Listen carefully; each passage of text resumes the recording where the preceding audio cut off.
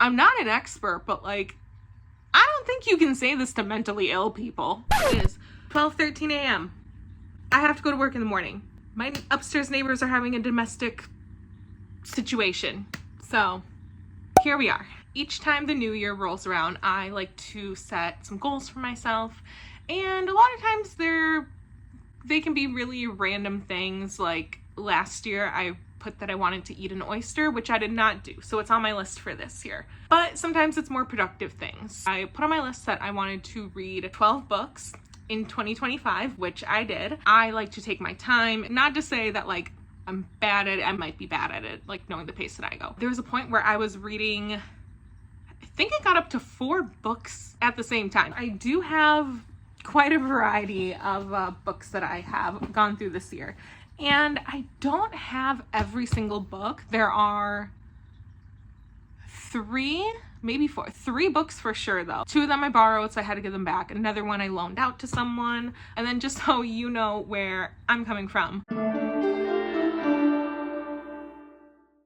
Because I always hate when you're watching someone's book reviews or what I read in a year and their favorite book is something like just something ridiculous. Like,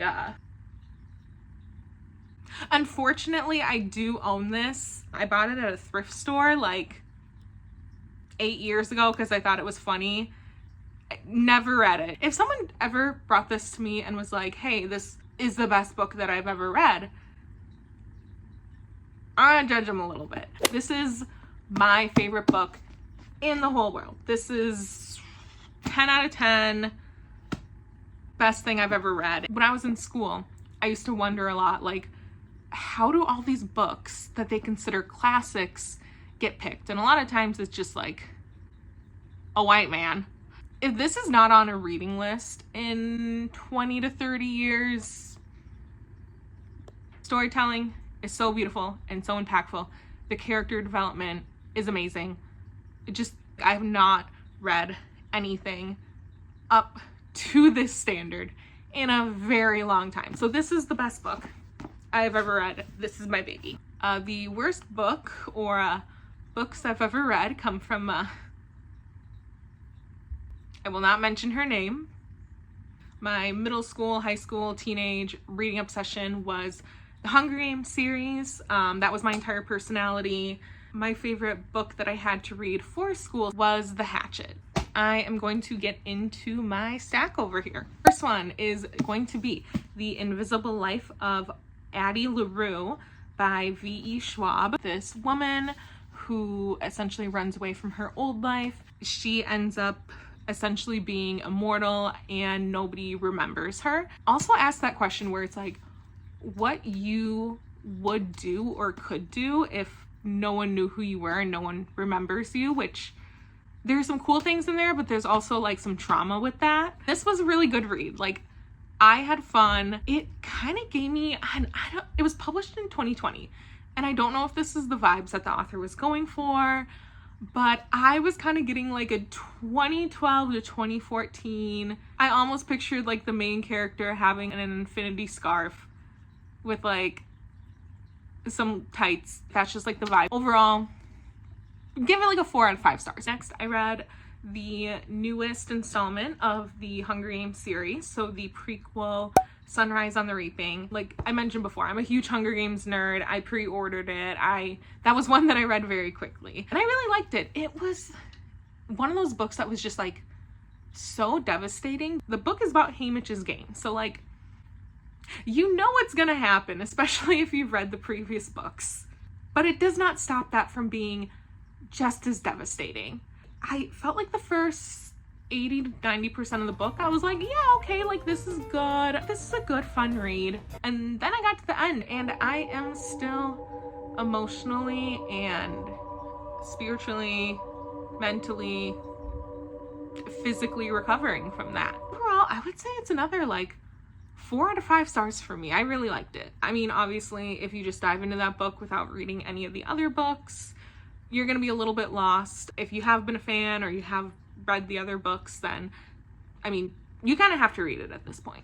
I'm trying to go in the chronological order of like how I actually read the books. But this was a series I initially started reading and then I stopped and then I went back to it. I only have one book with me, but I've been reading the Throne of Glass series by Sarah J. Maas. So I am currently on Crown of Midnight, and I started with Assassin's Blade, which is supposed to be the prequel, and then went into the main Throne of Glass book. I know there's like a little bit of discourse about which one you're supposed to read first. I ended up just reading the prequel first, which so far I like that I did that, especially with just me stopping and starting a lot of books. It kind of just kept everything in chronological order for me.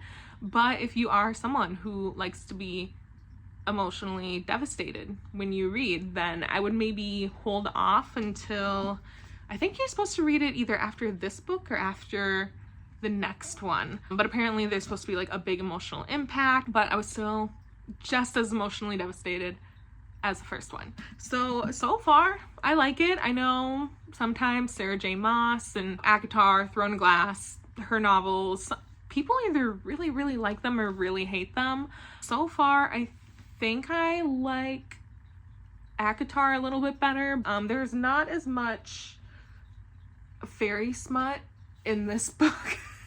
So far in the series, there has not been as much as ACOTAR. So if that's what you're looking for, then maybe not. But if you're in it for the plot, yes. I have also been reading a lot of dystopian novels this year.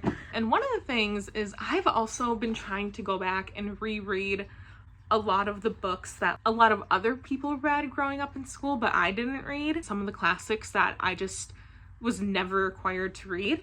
And also books that feel important. So I read Fahrenheit 451. This one is a little bit of a shorter novel. It's about a guy who is a firefighter. I think they call them something else in here. He's a fireman, so close. It's a classic novel. It's about banning media, propaganda. It's a classic. I mean, I would recommend reading this if you have not. And I mean, like, it's 200 pages too, so it's like you might as well. This is one that I saw brought up a lot, and I actually had never heard of it before.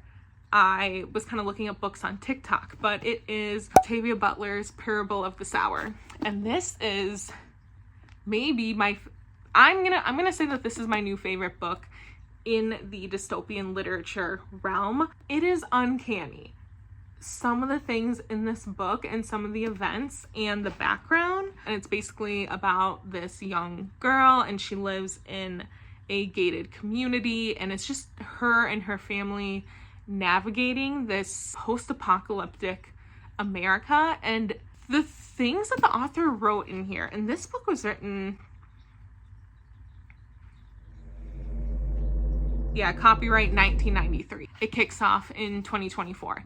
And I think that this book is a really important read because a lot of the events in this book, you look around and you're like, yeah, I can see us going down a certain path. So I definitely would recommend this book. I mean, even if you're not into dystopian literature or anything, I just find it is a very, very, very important read. It also explores intersectionality where it comes to gender and race and how that applies to Lauren in the book, who's the main character. It is just uncanny how much this reflects society. So this is a 5 out of 5. This is so good. And everyone's like, if you read the first one, you have to read the sequel.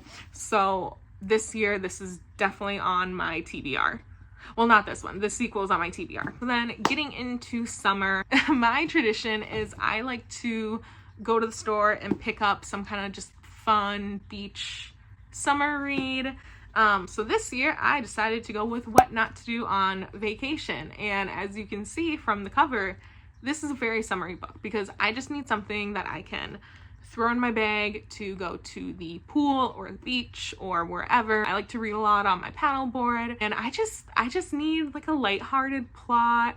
I need a fun little love story. So this was the book this summer. It is about 3 sisters, and growing up, their family always used to go to this beach house in Florida, and now they're all adults and their mom passed away, so they decide to do one last sister trip to the beach house for the summer. It does switch between all three characters, so you get each one of their perspectives because they're all in very different places in life. It is good. I would probably give this like a 3.5 out of 5 stars. Like, it's a fun book. It's a fun beach read. It wasn't like the crazy, most insightful thing I've ever read, but definitely like this book. Another summer read, that was actually, my mom gave this to me, and Then We Hit a Rock. If you listen to Jimmy Buffett long enough, you eventually buy a boat. And I know, like, my vibes, an adult who grew up chronically online, really wanted to be a scene kid, but I was not brave enough to get any piercings other than my ears or dye my hair. I feel like as soon as it hits 80 degrees, my entire personality switches, and I'm so in love with Jimmy Buffett. Maybe not like in love. I really like him. I love his music. Like, he ends up in my Spotify top 5 a lot of years because I like listen to him. It makes me so happy. This is about a guy who starts listening to Jimmy Buffett in college. It is his dream to live on a boat and just kind of live that like Margaritaville lifestyle. As he gets older, he gets married, he has kids, a lot of stuff just happens with their lives and their careers, and eventually when COVID-19 pandemic rolls around, they were just like, we're gonna do it. So they buy a boat, and them and their kids and their dog and their cat all go and live on this boat for a year. I feel like it is very important sometimes when you do have a dream to also know the things that can go horribly wrong. Sometimes I'm like, I don't know if like they talk about how they read a bunch of books and did all this research into it, but they just hit really bad luck around every corner. I would probably give this one 3 stars. It was good. It was a fun read. It was definitely funny. I just kind of wish that there were some more, I guess, like bright spots. If you do enjoy that like self-deprecating humor, you just kind of want to look at someone else's misery as they live their dreams, then yeah, this is a good one. But overall, it was really fun, and I feel like I have my own mini version of this, but instead of buying a catamaran, I bought an inflatable paddleboard off of Amazon, which, close enough. It's both to me. As we started moving into fall, I was like, I should try and take care of my mental health a little bit more. I know the title of this is gonna be concerning, but I decided to read I Want to Die, But I Want to Eat Tteokbokki. Unfortunately, I found out about this book after the author's death. She essentially has dysthymia, now more commonly known as persistent depressive disorder. I saw so many comments from people talking about how much this book helped them. One of the interesting things though is she does see a psychiatrist, and it sounds like meeting with a psychiatrist in South Korea, and this is translated from Korean into English, is very different than seeing a psychiatrist here in America. I feel like she almost like treats a lot of her sessions with her psychiatrist as more like therapy sessions. This was really interesting read because there were just some of these overarching themes that a lot of people, even if they don't have a mental health condition, could totally relate to. I just love this book so much. It was a very quick read. I read this in a day. But this is Things Have Gotten Worse Since We Have Last Spoke. This one's technically a novella, but there are 2 short stories at the end. This was actually something I've been wanting to read for a long time. It is basically about this online relationship between 2 women, but everything goes down in a chat room. When you read it, it is literally their chat logs and their emails back and forth to one another. It's just a very interesting way of storytelling, and the book is supposed to be a collection of all of the online communication that they had with each other. Things unfortunately do start to take some dark turns. Actually, it was kind of in some dark turns since the beginning. But yeah, I found it interesting, and same thing too with like some of the short stories. Actually, one of the short stories in here, I think I liked it better than like the main novella. I did knock it down a little bit because I feel like there was some animal cruelty in here that I personally felt wasn't totally necessary to the story, and that is kind of one of my pet peeves in literature, where people put in some sort of like violence or something that just seems very unnecessary. I'm looking at you, where it's like, why? I don't really know why this had to be included in the plot. But if you are someone who likes, I guess, like alternative storytelling, you don't know everything, you're only reading their chat, so a lot of the things about just the day-to-day and little details and things like that, like, it is very up to your own imagination that way. I like novels like this. I'm gonna try and find more books that are kind of just different ways of telling a story than just like classic, here's a paragraph. I don't know, it's hard because, like I said, like there's a short story in here that I really like, so I feel like it is gonna bring it up a little bit. All right, and then second to last, because this was technically the last book that I read. I just took a break between Throne of Glass and Crown of Midnight, so this one I actually just finished. So the second to last, but the last book in this video is You Will Get Through This Night by Danielle Howell. Growing up, I was very chronically online. I spent all my time growing up on like YouTube, Pinterest, Tumblr, Facebook when it was fun. So obviously I was a really, really big Dan and Phil fan, and then this October, the hard launch, and I just felt like this very big resurgence of like all these things that I really, really loved from that time in my life. And I had been watching their videos, I would say like on and off for years. I had to be like 13 or 14 when I first started watching their videos, but I never read this book. I'm actually surprised that I did not pick up this book sooner, but I am very happy that I did, and maybe I just needed to wait until a certain point in time in my life to kind of read it and be able to process. Basically, this is written as a mental health guide. I feel like there are so many just like mental health books on the market these days. If you are someone who is somewhat critical of those, I would definitely check out the If Books Could Kill podcast, because they do go through and debunk so many of these like self-help books from these life coaches. And I have like delved into some in the past, and there's been times where like I've had to stop reading because I'll be like in a chapter and I'm like, I'm not an expert, but like, I don't think you can say this to mentally ill people. You do have Dan, who wrote it, who is open about his struggles with mental health and depression, but he also worked very closely with, I'm just going to read this because I don't want to mess this up. Dr. Heather Bolton gained her doctorate in clinical psychology at the University College London in 2010, and then completed a postgraduate diploma in CBT. Throughout my career, like I have also written about mental health several times in the past, and it's hard because there is a very, very, very fine line between just general mental health advice, because everyone has mental health things that they can work on, and that line between, oh, this is something where maybe you need professional help. And it's really hard to toe that line, because while there are so many different techniques and coping mechanisms and just ways to change your mindset that can help everyone, there does come a line where maybe someone needs to talk to someone. And of course, like, I mean, I'm an American.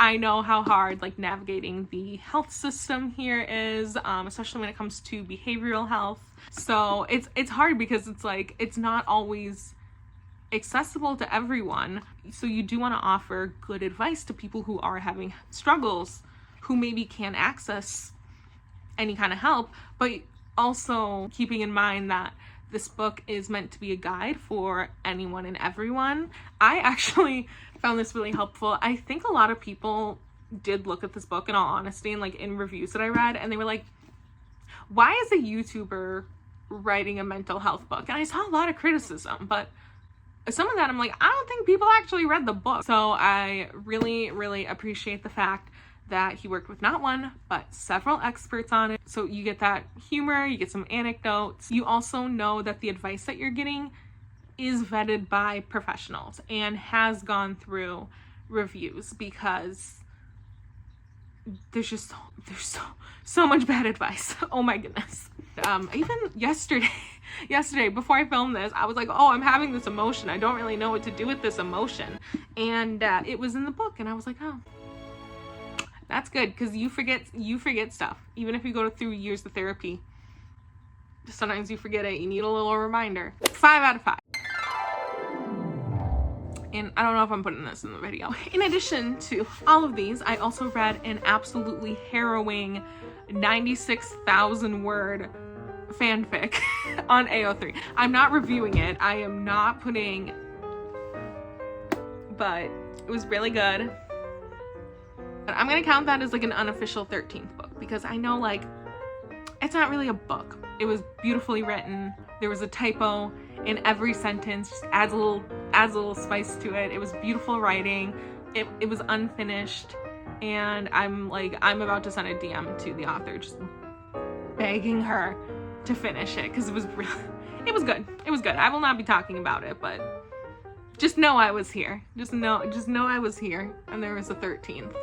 Alright, so that is everything that I read this past year. I think I'm gonna try and read another 12 books this year. I already have some sequels and series like Throne of Glass that are in my TBR, but if you do have any other books to read, I clearly read a little bit of everything.